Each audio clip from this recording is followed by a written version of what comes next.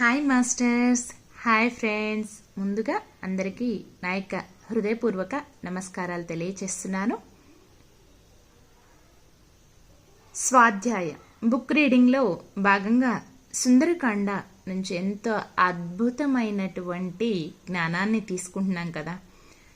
So మరి ఇంకా మరింత జ్ఞానాన్ని తీసుకుంటూ ఆధ్యాత్మిక ప్రయాణంలో ముందుకు సాగుదాం.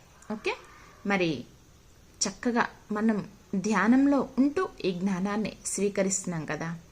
మరి అందరూ ధ్యానానికి సిద్ధమేనా? ఒక 30 నిమిషాలు స్వాధ్యాయంలో భాగంగా మన కోసం మనం కేటాయించుకుందాం. చక్కగా ప్రశాంతమైన మనస్సుతో, ఏకాగ్రతతో, శ్రద్ధగా స్థిరమైన సుఖ ఆసనంలో కూర్చోండి. వెన్నుపూసను నిఠారుగా ఉంచండి. మీ 2 కళ్ళను కూడా క్రాస్ చేసుకోండి. 2 కళ్ళను క్లోజ్ చేసుకోండి. వేళ్ళల్లోకి వేళ్ళు పెట్టుకోండి.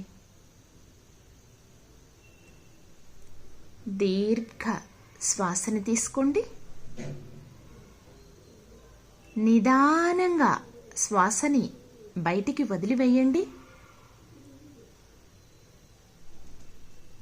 మరొక్కసారి దీర్ఘ శ్వాసని తీసుకోండి. నిదానంగా శ్వాసని బయటికి వదిలివేయండి. ఇంకొక్కసారి దీర్ఘ శ్వాసని తీసుకోండి. నిదానంగా శ్వాసని బయటికి వదిలివేయండి.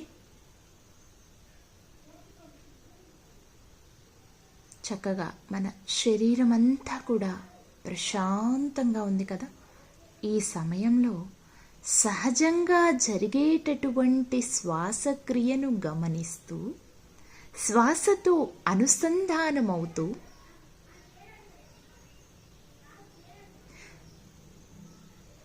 మీ అంతరంగంలోనికి ప్రయాణించండి. My dear masters and dear friends, ఎరుకతో గమనిస్తూ లోతుల్లోకి ప్రయాణించండి.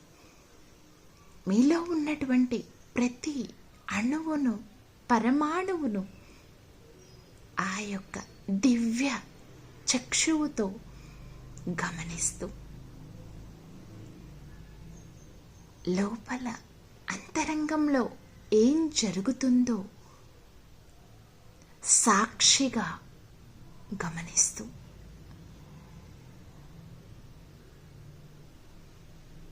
ప్రయాణం ఇంకా ముందుకి సాగుతూ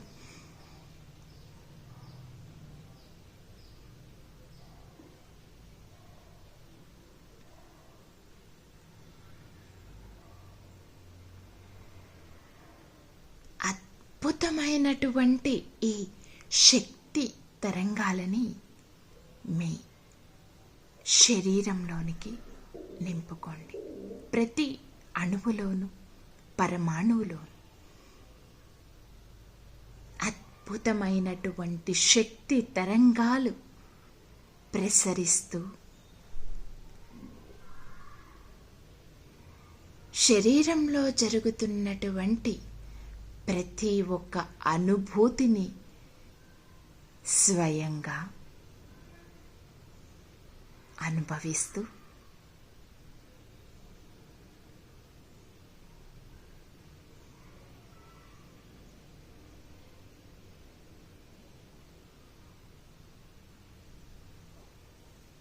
స్వయానుభూతి పొందుతూ ఆధ్యాత్మికంలో ఎంతో ఎత్తుకి ఎదగాలని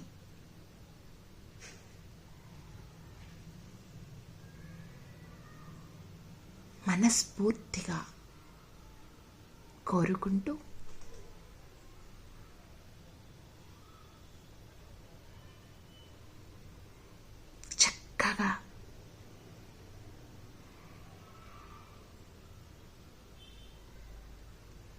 శ్వాసతో అనుసంధానమవుతూ శ్వాసే గురువుగా అనుకుంటూ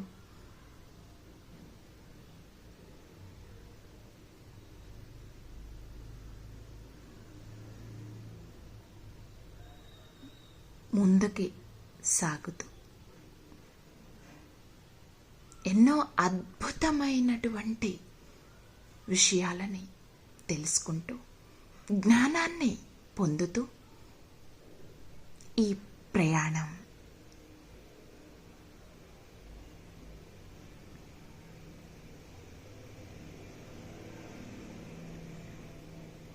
సాగిస్తూ ఉండండి. My dear masters and dear friends,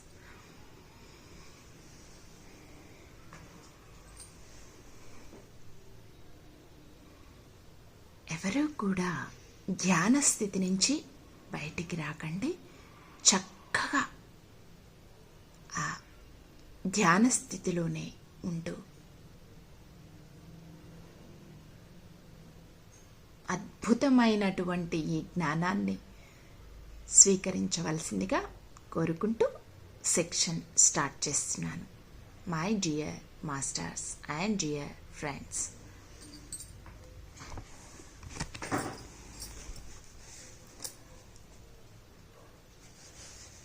ఓం అహం ఆంజనేయాయ నమః. నలుబది రెండవ సర్గము. పక్షి కూతలు, వృక్షాలు విరగటము, శబ్దాలు, వీటికి లంకలోనున్నవారు భయమందారు. మృగాలు, పక్షులు భయముతో పరుగులు పెడుతున్నారు. ఇవే రాక్షసులకు దుశ్శకురాలుగా ఉన్నాయి. వికృత ముఖాలు గల రక్కసులు ఈ సందడికి నిద్రలేచి పాడైన అశోకవనాన్ని హనుమాన్ను చూచారు.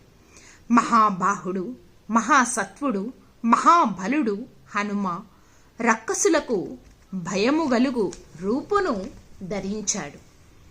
మహాపర్వతములాగా మహాబలముతో శరీరము గలవాడైన హనుమాన్ను చూచి రక్కసులు సీతమ్మనిలా అడిగారు. సీత, ఎవడితరు? ఇక్కడికి ఎందుకు వచ్చారు? ఎక్కడ నుంచి వచ్చాడు? నీతో ఏం మాట్లాడాడు? విశాలాక్షి, మాకు చెప్పు, నీకేమీ భయము లేదు. వానరుడేమన్నాడు నీతో?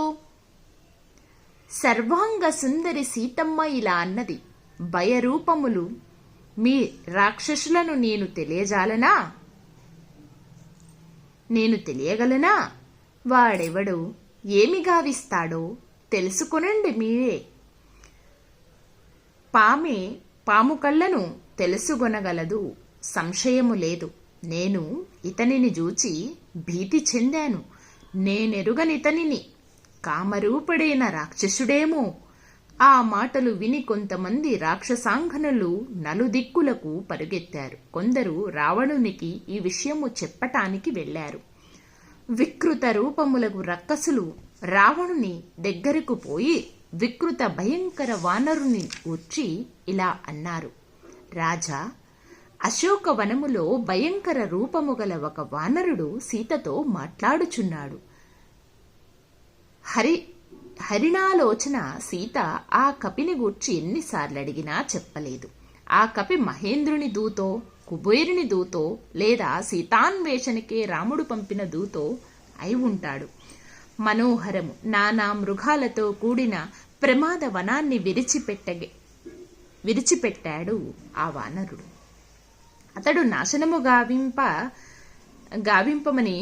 గావింపని స్థలమే లేదు, ఒక్క సీత ఉన్న ప్రదేశం తప్ప. సీత రాక్షణార్థమై లేక శ్రమ చేతనో తెలీదు. అంతటి వానికి శ్రమ ఉండునా? ఆమె రక్షణార్థమనుకుంటాము. చివురుటాకులు, పూలతో అందముగా ఉన్నది. పెద్ద శింశుపా వృక్షాన్ని మాత్రమే ఆ వానరుడు వెరచటము లేదు. ఆ భయంకర వనాన్ని విరిచాడు. నీవు ఉగ్రుడవు, వానికి దండము విధించుము. రాక్షసరాజా, నీ మనస్సులో నిలిపిన సీతమ్మతో మాట్లాడటానికి ప్రాణాలపై ఆశలేని వాడై తెగిశాడు. అలా అనగా రాక్షసేశ్వరుడైన రావణుడు కోపముతో నేత్రాలను త్రిప్పి హోమాగ్ని వలె ప్రజ్వరిల్లాడు. వెలుగుతున్న జ్యోతి నుండి అగ్నితో కూడిన నూనె బిందువులు పడినట్లు ఆరావణ నేత్రాల నుండి కన్నీరు కారింది. తేజోవంతుడు రావణుడు తనతో సమానమైన సుర కింకరులను రాక్షసులను హనుమాన్ను పట్టమని శాసించాడు. వేగములు గల 80,000 మంది రాక్షస కింకరులు కూట ముద్గార ఆయుధార్లతో బయలుదేరారు. మహాధర, మహాధ్రంష్ట, ఘోరరూప, మహాబలుడు యుద్ధము చెయ్య ఉత్సహించిన వారిని హనుమ పైకి పంపాడు. వారందరూ తోరణము నెక్కారు. మిడతల దండు అగ్నిలో పడినట్లు హనుమ పైకి యుద్ధానికి వెళ్లారు. సువర్ణముతో నున్న పరిగెలు, ఘనలు, భాస్కరుని వంటి అస్త్రాలతో హనుమానును వేశారు. ముద్గార, పట్టిస, శూల, ప్రాస, తోమరాది ఆయుధాలతో వారు హనుమానును చుట్టి నిలిచారు. శ్రీమాన్ తేజస్వి హనుమ మోము ప్రకాశముతో మహాపర్వతముగా నిలచి వాలాన్ని భూమిపై వేసి గొప్ప ధ్వనితో అరిచాడు. వాయు కుమారుడు హనుమ మహా శరీరముతో లంకానగరమంతా పెనుధ్వనితో పూరింపబడినట్లు వాలము కొట్టాడు. ప్రతి ధ్వనితో పక్షులు గగనానికి ఎగిరాయి. అంత హనుమ ఇలా అన్నాడు: అతి బలుడు రామునికి జయము, మహాబలుడు లక్ష్మణ్ణకు జయము, రామునిచే రక్షింపబడిన సుగ్రీవునకు జయము. నేను అనాయాసముతో గొప్ప కార్యములు సాధించే కొసలారాజు రామున్నకు దాసుడను. నా పేరు హనుమ. వాయువు కుమారుడను. శత్రు వీరుల హతమరుచువాడను.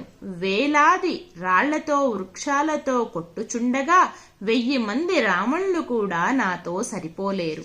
మీ అందరి రాక్షసుల సమక్షాన ఈ లంకను బాధించి సీతమ్మకు మనస్సు నర్పించి నా కార్యము విజయవంతముగా వెళ్ళగలను. అలా హనుమ ధ్వనితో కింకరులు భయకంపితులైనారు. హనుమ వారి దృష్టికి సంధ్య మేఘమంతా పొడవుగా కనిపించాడు.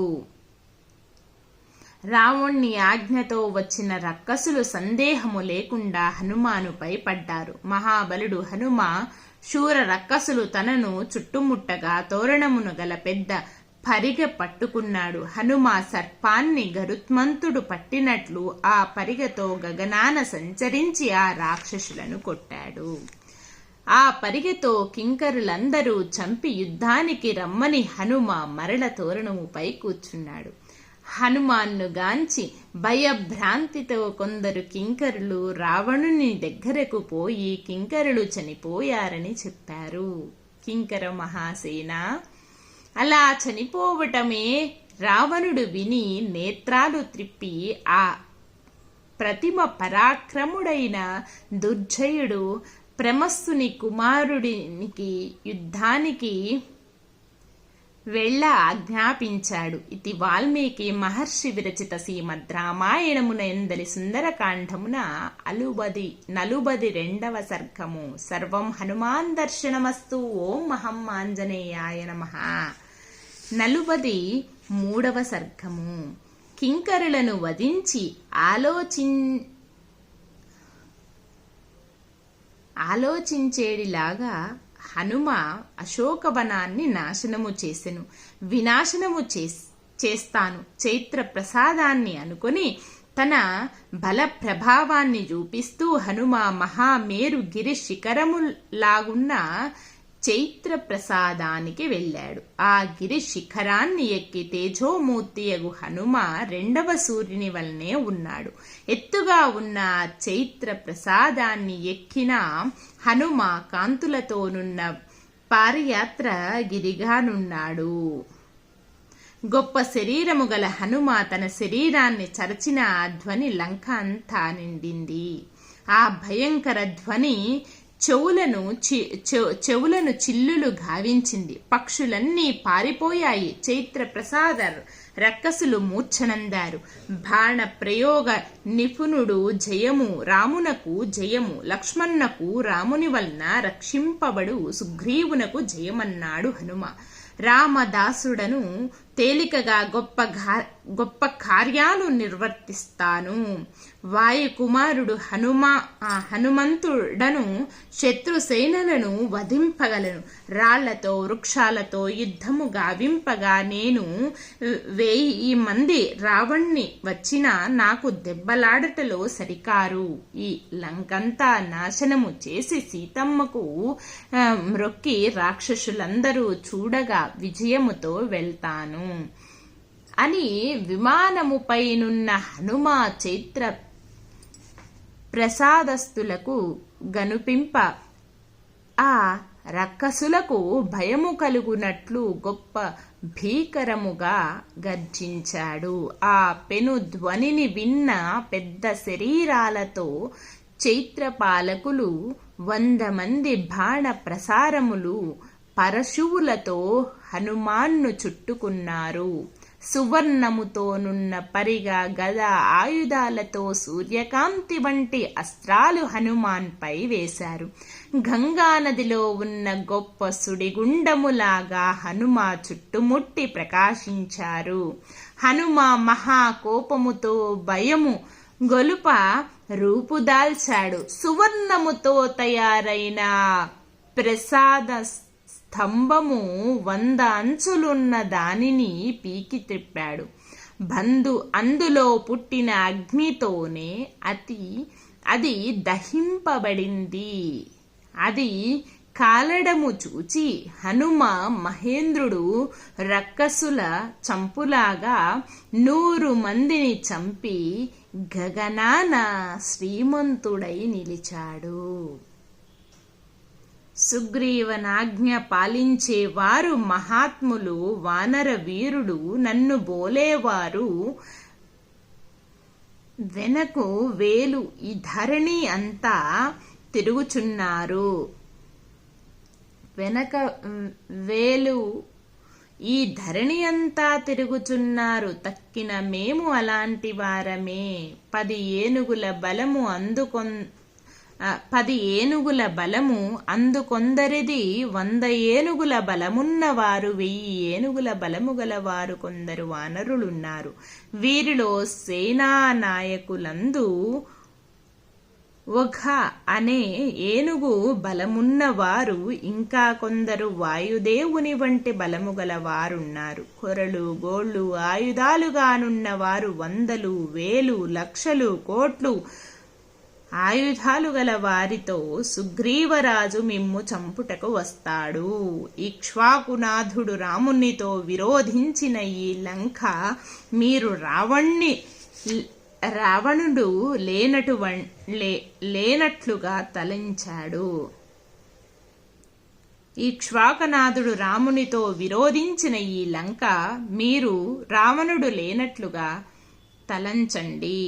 ఇది వాల్మీకి మహర్షి విరచిత శ్రీమద్ రామాయణమున సుందరకాండమున 43వ సర్గం. సర్వం హనుమాన్ దర్శనమస్తు. ఓం మహమ్మాంజనేయాయ నమః. 44వ సర్గము. రావణుని ఆజ్ఞతో మహాద్రంష్టులున్న ప్రహస్తుని కుమారుడు జంబుమాలి ధనార్ధుడై యుద్ధానికి వచ్చాడు. ఎర్రైన పూమాలలు బట్టలు దాల్చి చెవులకు కుండలాలు, గళమందు హారాలు, గొప్ప యుద్ధ దుర్జయుడు కన్నులు తిప్పుతున్నాడు. మహేంద్రుని శస్త్రము లాంటిది, గొప్పది, సుందరాంగులు ఉన్న బాణాలు గలది, పిడుగుల్లాంటి శబ్దము గల వింటిని మ్రోయిస్తూ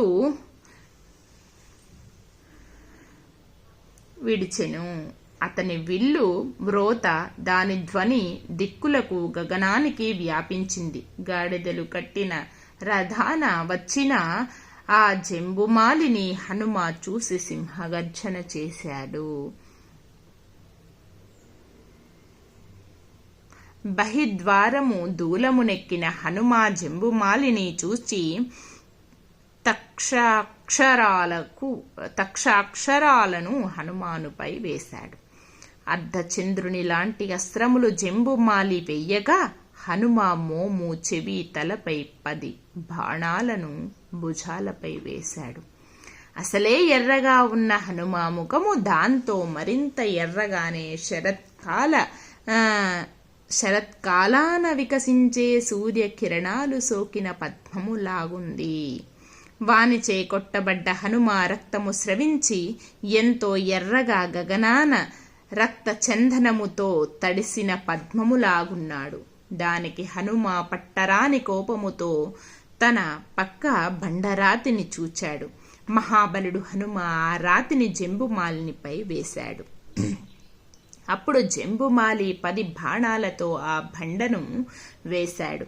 అది నిష్ఫలమగుట హనుమ చండ విక్రముతో పెద్ద సాలా వృక్షాన్ని పీకి గిరగిరా త్రిప్పాడు. అలా త్రిప్పుచుండగా బలశాలి జంబుమాలి హనుమానుపై అనేక అస్త్రాలు వేశాడు. 4 అస్త్రాలతో సాల వృక్షాన్ని 5 హనుమ భుజాలను 1 వక్షముపై 10 స్తనములపై జంబుమాలి హనుమపై వేశాడు. హనుమ శరీరమంతా నిండిన గొప్ప కోపముతో ఇనుప గుదియనే గిరగిరా తిప్పాడు. మహావేగము గల హనుమ గుదియను తిప్పి జంబుమాలి వక్షమును వేశాడు.